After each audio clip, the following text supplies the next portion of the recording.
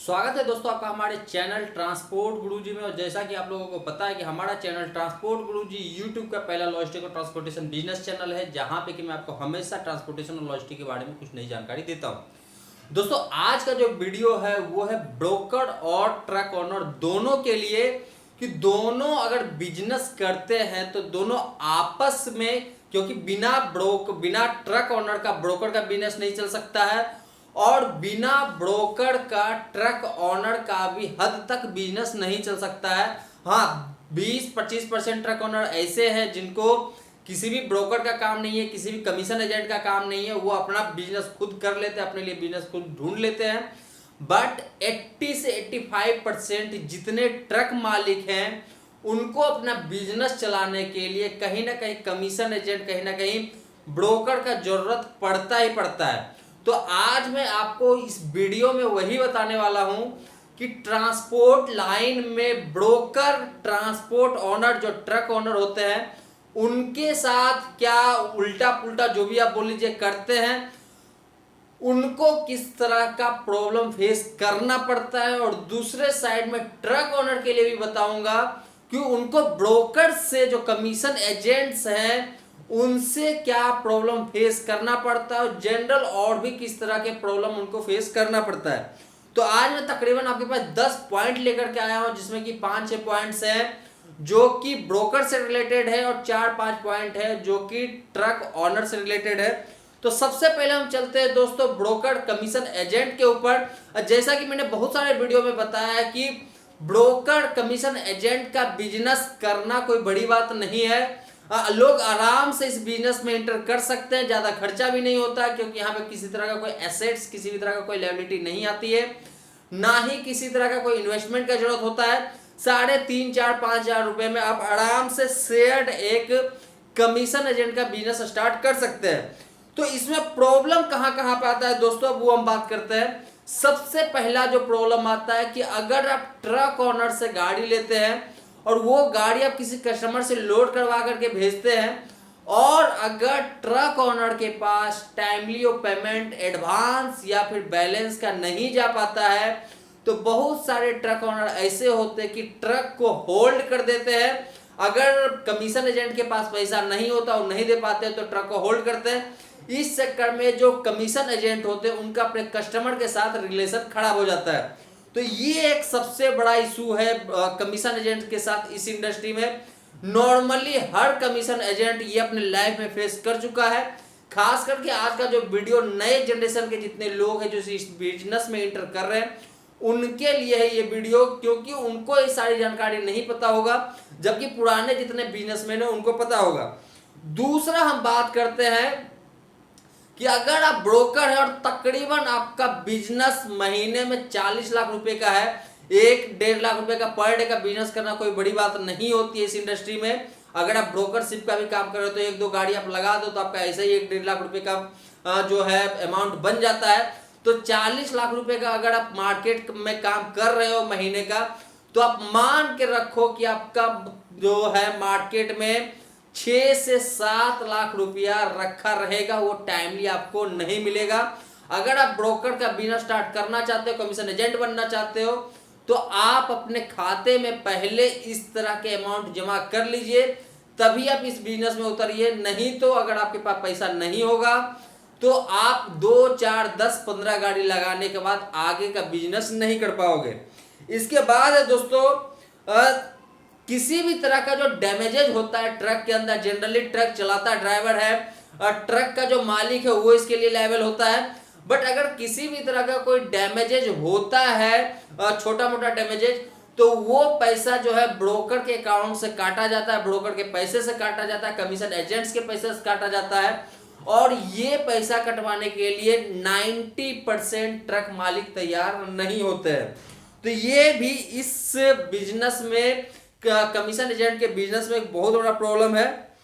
इसके बाद है दोस्तों कुछ जो है जैसे कि वेस्ट से ईस्ट का लाइन है या फिर नॉर्थ से ईस्ट का लाइन है, अप एंड डाउन रूट जो है, इस पे आपको बहुत सारे ऐसे ट्रक ओनर मिलेंगे जो आपके मटेरियल को अगर लेकर के जा रहे हैं तो आपके मटेरियल के साथ छेड़छाड़ कर सकते हैं, ट्रक में ओवरलोड कर सकते हैं, दूसरे का मटेरियल डाल सकते हैं, और इसका भनक जो है ब्रोकर तक नहीं आता है।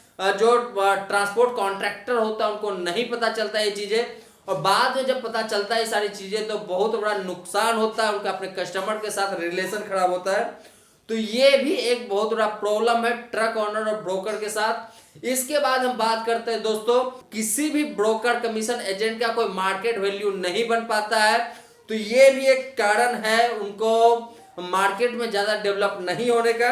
इसके बाद एक और पॉइंट है और लास्ट पॉइंट है ब्रोकर के लिए, कमीशन एजेंट के लिए, कि अगर आपके पास कोई किसी का गाड़ी आया है और आपको बोला गया है कि लोड करवाने के लिए, आप बोले कि मैं 50,000 में लोड करवा दूंगा, वो तैयार भी हो जाता है, बट सेम रूट के लिए उसको कहीं पे 52-53 हजार रुपए भी मिलता है, तो वो क्या करता है, आपको मना करके किसी और का लोड उठा करके चल देता है।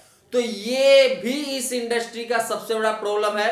तो आप जब भी किसी ट्रक ओनर के साथ जुड़िए तो उसके साथ पहले वेरीफाई कर लीजिए, वो सब तरह से सही हो, आपको कॉर्पोरेट करने वाला हो, आपके साथ बिजनेस सही से कर पाए, तभी आप उन सारे ट्रक मालिक के साथ बिजनेस कीजिए। अन्यथा ऐसे बिजनेस में आप हाथ मत डालिए जब तक कि आपको ट्रक ओनर ट्रस्टवर्दी ना मिले। इसके बाद हम बात करते हैं दोस्तों ट्रक ओनर के लिए। ट्रक ओनर का किसी भी कमीशन एजेंट, ट्रांसपोर्ट कॉन्ट्रैक्टर के साथ क्या प्रॉब्लम होता है। बहुतों बार देखा गया दोस्तों कि गाड़ी जो है, कोई ट्रक मालिक जो है अपने लिए 2-3 कमीशन एजेंट फिक्स करके रखता है कि वहां अगर ट्रक जाता है तो पहले से बता देता है कि मेरा वहां पे ट्रक जा रहा है, इस तरह का ट्रक है, आप इसके लिए मटेरियल ढूंढ दो। वो लोग बोल भी देते हैं कि हम आपके लिए मटेरियल ढूंढ देंगे, बट वहां पे क्या होता है कि वो उस गाड़ी के लिए मटेरियल नहीं देते हैं, दूसरे गाड़ी के लिए मटेरियल दे देते हैं। मतलब कि उनके ट्रक को लोड नहीं मिल पाता है, सेम टाइप के सेम रूट पे दूसरे ट्रक को लोड मिल जाता है। इसके पीछे कहानी क्या है, ये आज तक समझ से बाहर है, मेरा समझ खास करके समझ से बाहर है। मे भी यहाँ पे कमाई का जरिया ज्यादा हो कम हो, इसका कुछ हो सकता है, बट इसके चक्कर में कहीं ना कहीं ट्रक ओनर को बहुत बड़ा नुकसान होता है। दूसरा है दोस्तों, बहुत सारे ब्रोकर ऐसे होते, बहुत सारे कमीशन एजेंट ऐसे होते हैं जो अपने ट्रक ओनर का एडवांस और बैलेंस का जो पेमेंट होता है, गाड़ी का जो भाड़ा होता है, वो टाइमली नहीं देते हैं। और जब टाइमली नहीं देते हैं तो इस चक्कर में मैंने अभी बताया कि गाड़ी वाले जो होते हैं उनका गाड़ी रोक देते हैं। तो इस चक्कर में गाड़ी वाले जो होते हैं, ब्रोकर के जो गाड़ी है अपना, वो कहीं ना कहीं भड़वा करके रोक देते हैं और इस कंडीशन में दूसरे तरीके से पैसे निकलवाते हैं। तो ये भी एक बहुत बड़ा प्रॉब्लम होता है ट्रक ओनर और कमीशन एजेंट के साथ। कहीं कहीं पे दोस्तों ये भी दिखा गया है, और खास करके उस तरह के ट्रक ओनर के लिए देखा गया है जिनका कि उस एरिया में, उस रूट पे कोई इतना जान पहचान नहीं है।